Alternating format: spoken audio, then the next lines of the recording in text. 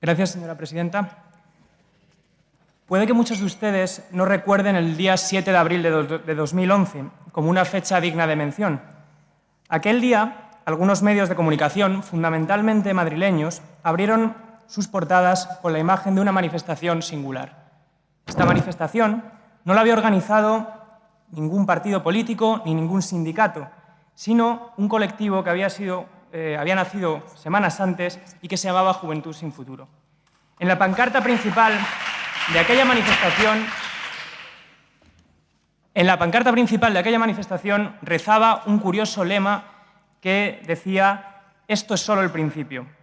Cualquiera hubiera pensado entonces que aquellos 10.000 jóvenes que se manifestaban por la calle Atocha en contra de los recortes del PSOE, frente a la reforma laboral que abarataba el despido, frente al encarecimiento del precio de la vivienda, no eran algo demasiado relevante para los principales partidos de nuestro país, el PP y el PSOE.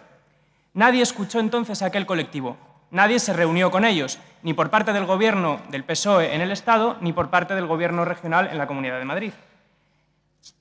Hoy es el primer pleno que tenemos tras las elecciones generales. El pasado domingo el sistema político de nuestro país sufrió un terremoto que no habíamos conocido en la historia de nuestra democracia. Por primera vez, 3 partidos alcanzaron el 20% de los votos y por primera vez el bipartidismo apenas llegó al 50%. Los 2 principales partidos de nuestro país, nada más y nada menos que perdieron 5,4 millones de votos desde 2011, muchos más desde 2008. Uno enciende la televisión y ve por todas partes cómo se reproducen las tertulias entre analistas, sociólogos y expertos intentando responder a una sola pregunta: ¿qué es lo que ha pasado en nuestro país? ¿Qué le ha pasado al bipartidismo, con lo bien que funcionaba? ¿Qué es eso que ha hecho tan mal el bipartidismo para recibir un castigo tan severo en las urnas? Pues podría parecer muy aventurado, pero les invito a hacer una reflexión. Entre esta imagen y lo que ha pasado el domingo hay una relación directa. Se lo digo en mi humilde opinión. Hagan una reflexión al respecto, porque lo que pasó el domingo es inseparable de lo que han hecho con los jóvenes durante esta generación, de lo que han hecho con los jóvenes en los últimos 4 años. Cuando aquellos jóvenes decían que esto era solo el principio, no estaban lanzando ningún órdago, ni estaban mintiendo a nadie. Es que un mes después estalló el 15M. Algunos dijeron que tras ello se escondía la mano negra de Rubalcaba, pero nada más lejos de la realidad. Lo que estaba pasando aquel momento es que estaba cristalizando un movimiento de indignación que tenía que ver con la situación que estaba viviendo una generación entera. Aquellos meses, como dijo El Roto en su famosa viñeta, los jóvenes salieron a la calle y súbitamente todos los partidos envejecieron. Pero ustedes en ese momento tampoco escucharon las señales, Ustedes siguieron permitiendo que los jóvenes sufrieran la precariedad, siguieron abaratando el despido, los jóvenes siguieron teniendo que aguantar el 50% de paro juvenil, siguieron presas de las ETTs, tuvieron que seguir viviendo con sus padres porque la vivienda continuó siendo prohibitiva, miles de jóvenes se marcharon del país ante la falta de oportunidades y daba igual cuántos títulos tuvieran, cuántos idiomas hablaran, el paro, la precariedad o el exilio se convirtieron en las únicas alternativas que tenía la juventud. Y los jóvenes siguieron siendo ignorados. Era más importante escuchar a la banca, al IBEX, a la patronal, que pedía más flexibilidad laboral, y a la señora Merkel. La huida hacia adelante del Partido Socialista llevó incluso a reformar la Constitución para introducir el artículo 135, que fue un golpe cruel contra nuestro maltrecho estado del bienestar, que por supuesto solamente contribuyó a profundizar la situación penosa en la que se encontraba nuestra juventud. Pero tras el gobierno del Partido Socialista se sucedió el del PP y todos sabemos lo que ha ocurrido estos años. Recortes, precariedad, una nueva reforma laboral, abaratamiento del despido, subidas de impuestos, subida drástica de las tasas universitarias, etc. Donde antes había un empleo, ahora lo han troceado para que haya 2 peor pagados. Los jóvenes han tenido que tragar mucho durante las 2 últimas legislaturas y no solamente las políticas indecentes que están expulsándolos del país, sino a menudo auténticos insultos. Aún resuenan las palabras de la Secretaria General de Inmigración y Emigración cuando decía que los jóvenes no se marchaban por la crisis, sino porque tenían un gran espíritu aventurero. Ustedes están recogiendo lo que han sembrado. Es imposible entender lo que ha ocurrido el pasado domingo sin pensar en cómo han maltratado a una generación entera. Están ustedes recogiendo la rabia de miles de jóvenes que trabajan por debajo del salario mínimo, la rabia del que no puede pagar el alquiler ni aun compartiendo piso, la rabia del que pierde su matrícula universitaria por no poder pagar las tasas, la rabia del que pese a sus 2 másteres está sirviendo copas en Alemania, la rabia de nuestros investigadores que no tienen ni una sola oportunidad en nuestras fronteras, la rabia del que no puede formar una familia estable porque no tiene más horizonte que sobrevivir al mes siguiente y no sabe cuánto le va a durar el contrato temporal, la rabia de los que no pueden volver en Navidad a ver a sus padres porque no les da para el billete. Pero no solo es rabia, si fuese solo rabia no tendrían ustedes nada que temer, pero es que esa juventud tiene también mucha alegría. Tiene alegría por un país que viene y que estamos decididos y decididas a construir. Somos una generación que no votó la Constitución del 78, pero que vamos a hacer nuestra propia transición.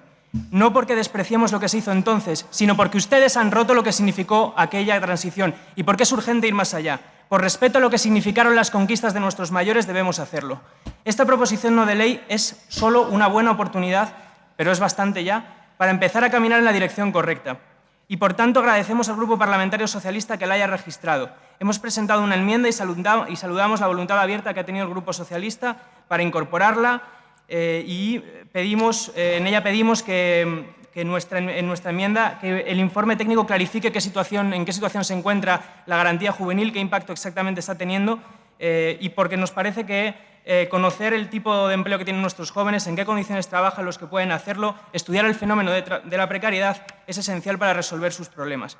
Esperamos que la cuantía que se plantea en esa partida presupuestaria sea suficiente y eso solamente lo veremos en los presupuestos del año próximo y saludamos que el Partido Popular vaya a votar a favor. Nos parece que bienvenidos a intentar enmendar todo lo que llevan haciendo durante estos años, porque, si mal no recuerdo, en 2013 ustedes vendieron 3.000 viviendas del plan joven del IBIMA a Goldman Sachs. O sea, curiosa política juvenil la que manejaban en los años de la legislatura pasada.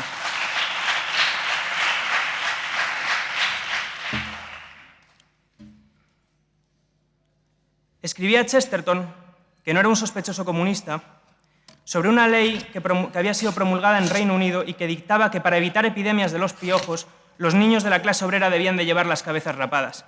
Y decía, yo empiezo por el pelo de una niña, cualquier otra cosa es mala, pero el orgullo que siente una buena madre por la belleza de su hija es bueno. Es una de esas ternuras que son inexorables y que son la piedra de toque de toda época y raza. Si hay otras cosas en su contra, hay que acabar con esas otras cosas. Si los terratenientes, las leyes y las ciencias están en su contra, habrá que acabar con los terratenientes, las leyes y las ciencias. Con el pelo rojo de una golfilla del arroyo prenderé fuego a toda la civilización moderna. Porque una niña debe tener el pelo largo, debe tener el pelo limpio. Porque debe tener el pelo limpio, no debe tener un hogar sucio. Porque no debe tener un hogar sucio, debe tener una madre libre y disponible. Porque no debe tener una madre libre, no debe tener un terrateniente usurero. Porque no debe tener un terrateniente usurero, debe haber una redistribución de la propiedad. Porque debe haber una redistribución de la propiedad, debe haber una revolución. La pequeña golfilla del pelo rojo, a la que acabo de ver pasar junto a mi casa, no debe ser afeitada, ni lisiada, ni alterada. Su pelo rojo no debe ser cortado como el de un convicto. Los pilares de la sociedad vacilarán y los tejados más antiguos caerán, pero no habrá de dañarse un solo pelo de la cabeza. Que nadie se asuste porque con esto no estoy llamando a ninguna revolución. Lo que estoy diciendo es que lo que aquellos jóvenes decían en su manifestación en Juventud sin Futuro, decían que estaban dispuestos a cambiarlo todo con tal de que recuperar aquellas cosas que hacen una vida digna de ser vivida. Un país que expulsa a sus jóvenes no merece llamarse patria. Si nuestro país manda a millones de jóvenes al exilio, habrá que cambiar lo que haga falta para que deje de hacerlo. Porque el orgullo de un país por su juventud, el tesón con el que forma y cuida a la siguiente generación, la capacidad para ofrecerles un futuro próspero, es un pilar fundamental e irrenunciable para cualquier sociedad. No digan que no hay dinero, no pongan más excusas. Esta tarea es un paso fundamental para la regeneración que necesita nuestro país. No hay regeneración posible sin salvar lo más crucial que tiene nuestro país, el futuro de sus jóvenes.